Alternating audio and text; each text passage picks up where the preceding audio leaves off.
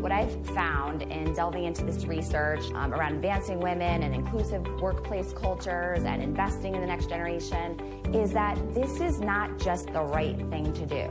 This is the smart thing to do.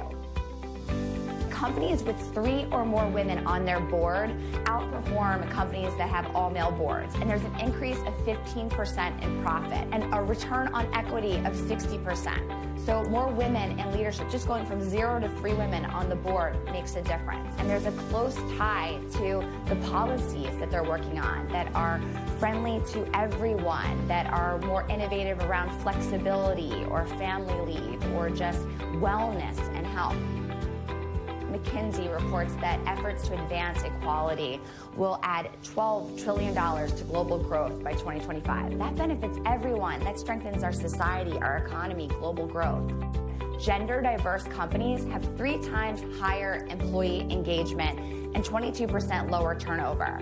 They're closer because they care about each other and they honor each other for who they are. That starts with us being open and comfortable to have those conversations.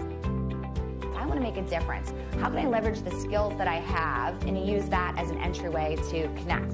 You're moving, you're going places, you have influence, and so you should be mentoring. You should think about having different types of people, being conscious of wanting to have an environment and an organization that looks like the rest of the world. We have to have courage to try these new things, to speak up in these situations. We have to have endurance to also keep going when we feel challenged as well.